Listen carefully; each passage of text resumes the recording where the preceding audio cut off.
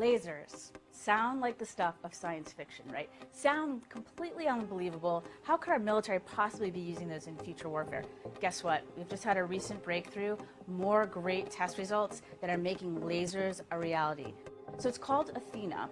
Lockheed Martin makes it, and they've been doing a lot of the pioneering in this laser field. Now, what's really exciting about it is that it's so hard to harness that much power and make it compact enough that it's actually going to make practical sense downrange. And they've proven that they can do that. Recently, they tested it against 5 moving drones, so realistic drones that they might go up against with, enemy forces might send against us, for example, or terrorists might send against us. And it successfully shot down all 5 of the drones. This is huge news because it means that in a realistic, practical setting, it's looking very promising. So it could be ready to field quite soon.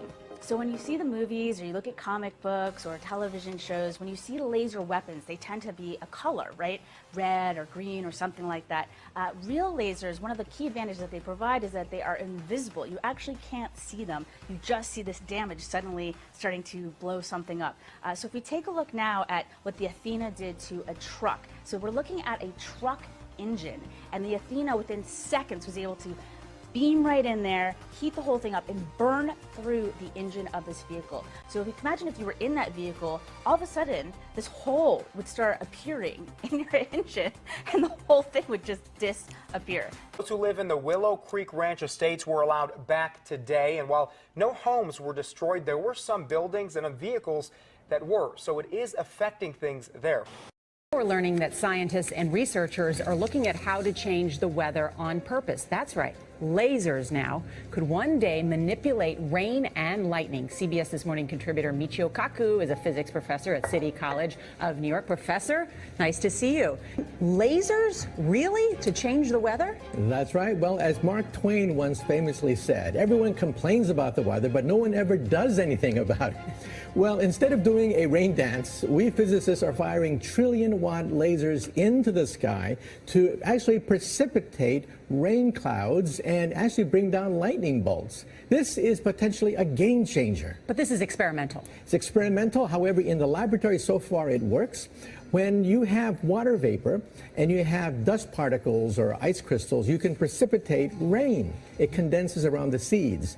These seeds can also be created by laser beams. By firing trillion-watt lasers, you rip apart the electrons, creating what are called ions, and these ions act like seeds, like dust particles, bringing down rain and even lightning. Even in the 60s, the CIA used this to bring down monsoons during the Vietnam War, to wash out the Viet Cong.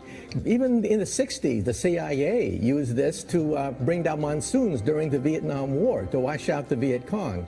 Governments have been playing with this thing. Alleged to. Alleged to, right. Yeah. Now, we realize that for decades now, these governments have been alleged to have experimented with weather control, but nothing conclusive.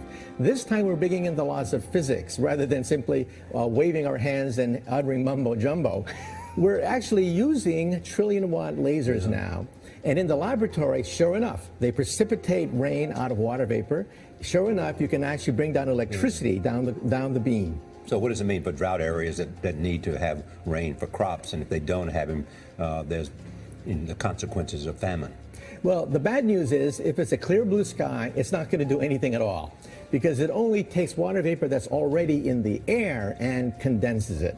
However, for floods, for agriculture, farmers, for people planning wedding parties, football games, you name it, outdoor events and agriculture and flooding and even hurricanes, all of them could be subject to weather modification. Incredibly interesting, Professor Michio Kaku. So everything is being weaponized. This is from January 5th, 2016. U.S. Army looks to strike foes with lightning weapon. And again, they've had this for decades. When you hear about it and say they're going to use it, they've been using it. A U.S. Army lab is testing how lasers create an energized plasma channel in the air and an invisible pathway for electricity to flow. The laser-guided lightning weapon could precisely hit targets such as enemy tanks or unexploded roadside bombs or neighborhoods in Santa Rosa, California. Army researchers used a, quote, ultra-short pulse laser of modest energy, end quote, that keeps the laser beam focused through its own intensity electromagnetic field, can harvest electrons from air molecules to create the plasma pathway for electricity to follow. Again, they've had this technology for quite some time.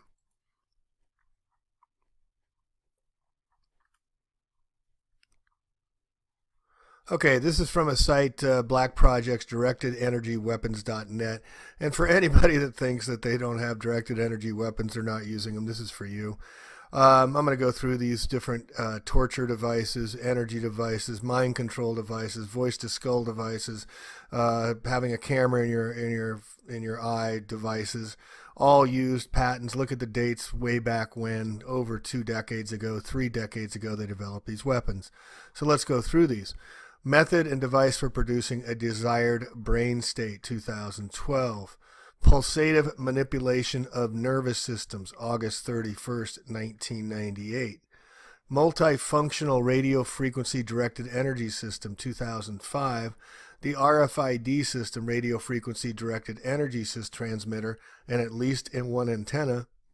In the transmitter and antenna, direct high energy power electromagnetic energy towards a target sufficient to cause high energy damage or disruption of the target. Red or green or something like that. Real lasers, one of the key advantages that they provide is that they are invisible. You actually can't see.